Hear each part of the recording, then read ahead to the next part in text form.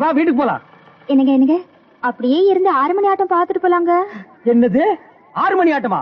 1 கோடி ரூபாய் கொடுத்தாலும் 6 மணிக்கு மேல எந்த வேலையும் செய்ய மாட்டேன்னு உனக்கு தெரியுமில்ல? எனக்காக சினிமா கூட பார்க்க கூடாது. கடவுளே வந்து என் எதுக்கால நின்னாலும் 6 மணிக்கு மேல நான் பார்க்க மாட்டேன்.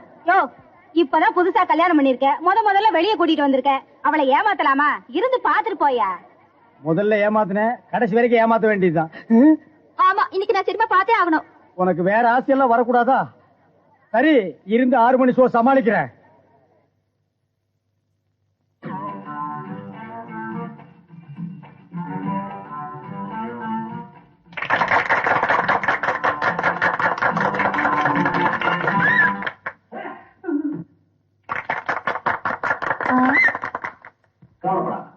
பொண்ணுக்கு கூட்டிட்டு வா, நானே கட்டி வைக்கிறேன். சூப்பர். எதுக்கு இப்ப இவருக்கு போய் நீங்க கை தட்டுறீங்க? அவருதான் கதையிலேயே ஒரு பெரிய டர்னிங் பாயிண்ட். அவர் வந்ததுக்கு அப்புறம் தான் கதையில ஒரு கசமுசல்லாம் ஏற்பட்டு, ஐயோ